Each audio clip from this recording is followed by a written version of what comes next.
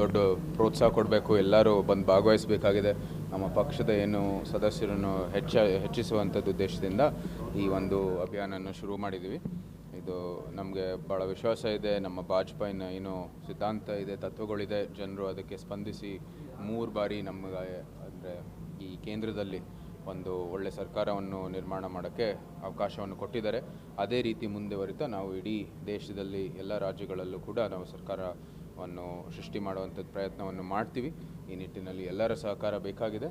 ಈ ಭವಿಷ್ಯದ ಭಾರತ, ವಿಕಸಿತ ಭಾರತ ನಿರ್ಮಾಣಕ್ಕಾಗಿ ಈ ಒಂದು ಅಭಿಯಾನ ಭಾಳ ಮುಖ್ಯವಾದದ್ದು ಮತ್ತು ನಾವು ಎಲ್ಲರೂ ಪಾಲ್ಗೊಂಡು ಈ ಭವಿಷ್ಯ ಭಾರತವನ್ನು ನಿರ್ಮಾಣ ಮಾಡೋಣ. ಬಿಜೆಪಿ ರಾಜ್ಯಾಧ್ಯಕ್ಷ ವಿಜಯೇಂದ್ರ ಅವರು ಹೇಳಿದ್ದಾರೆ, ಮುಖ್ಯಮಂತ್ರಿಗಳು ಮೂಡಾಗರ ವಿಚಾರದಲ್ಲಿ ರಾಜೀನಾಮೆ ಕೊಡೋಕೆ ದಿನಗಳನ್ನೇ ಆರಂಭ ಆಗಿದೆ ಅನ್ನೋದು ಯಾವಾಗ ಸಿಗ್ಬೋದು ಅಂತ ನನಗೆ ನೀವು ಕೂಡ ಮೂಡಾಗರ ಹೋರಾಟ ಮಾಡಿದ್ದೀವಿ.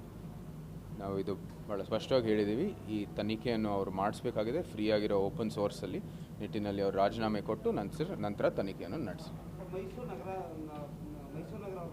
ಪಾಲಿಕೆಯನ್ನು ಬೃಹತ್ ಮೈಸೂರು ನಗರ ಪಾಲಿಕೆ ಮಾಡಬೇಕು ಅಂತ ಕೆಲ ಶಾಸಕರು ಇಚ್ಛೆ ಪಡ್ತಾರೆ. ನಿಮ್ಮ ಸ್ಪಷ್ಟ ಅದೇನಿದೆ ಪರಿಶೀಲನೆ ಮಾಡಬೇಕಾಗಿದೆ. ಇದು ಮೈಸೂರು ನಗರ ಬೆಳೀತಾ ಇದೆ. ಬೃಹತ್ ಮೈಸೂರು ಎಂಬ ಒಂದು ಯೋಜನೆಯನ್ನು ಅವರು ಜಾರಿ ಮಾಡಬೇಕು ಅಂತ ಹೇಳ್ತಾ ಇದ್ದಾರೆ. ಅದು ಅಭಿವೃದ್ಧಿಗಾಗಿ ಅದು ಅನುಕೂಲ ಆಗೋಂಗೆ ಅಂತ ಕಾಣುತ್ತೆ.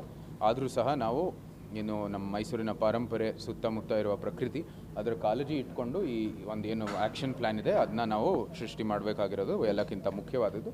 ನಮ್ಮದು ಇನ್ಪುಟನ್ನು ಕೂಡ ಮತ್ತು ಮೈಸೂರಿನ ಅಭಿವೃದ್ಧಿ ಹೊಲಿಸ್ಟಿಕ್ ಆಗಿ ಮಾಡುವಂಥದ್ದು ಪ್ರಯತ್ನವನ್ನು ಮಾಡ್ತೀವಿ.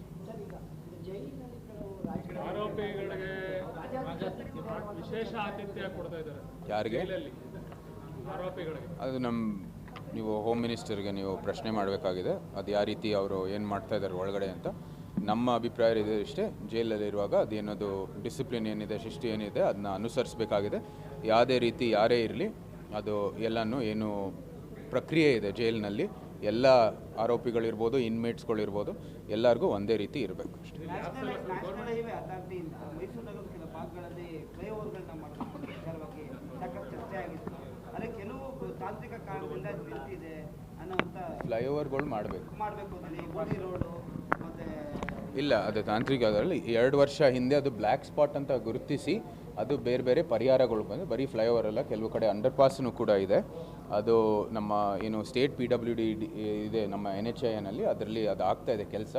ಅದು 2.5 ವರ್ಷ ಹಿಂದೆ ಕೊಟ್ಟಿರೋಂಥದ್ದು ಪರಿಹಾರ. ಅದು ಪುನಃ ಪರಿಶೀಲನೆ ಮಾಡಬೇಕಂತ ಒಂದು ಏನು ಸಲಹೆ ಒಂದು ಬಂದಿದೆ. ಅದನ್ನ ಮಾಡಿಸ್ತಾ ಇದ್ದೀವಿ.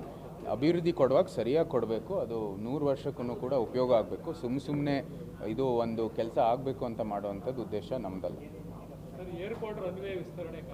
KIDB ಮೀಟಿಂಗ್ ನಡೆಯಲಿದೆ. ನಂತರ ಎಷ್ಟು ಅಕ್ವಿಸಿಷನ್ ಆಗಿದೆ ಅಂತಲೂ ಕೂಡ ಪರಿಶೀಲನೆ ಆಗಬೇಕಾಗಿದೆ. ನಂತರ ನಾವು ಅಕ್ವಿಸಿಷನ್ ಆಗಿದ ನಂತರ ಅಂದರೆ KIDB ಅದು ಮುಗಿಸಿದ ಏನು ಪ್ರಕ್ರಿಯೆ ನಂತರ ನಾವು ಅದು ಸಿವಿಲ್ ಏವಿಯೇಷನ್ ಮಿನಿಸ್ಟ್ರಿಗೆ ಹ್ಯಾಂಡ್ ಓವರ್ ಮಾಡ್ಬೋದು. ಅವರು ಆದಷ್ಟು ವೇಗವಾಗಿ ಕೆಲಸವನ್ನು ಮಾಡೋಕ್ಕೆ ಶುರು ಮಾಡ್ತಾರೆ.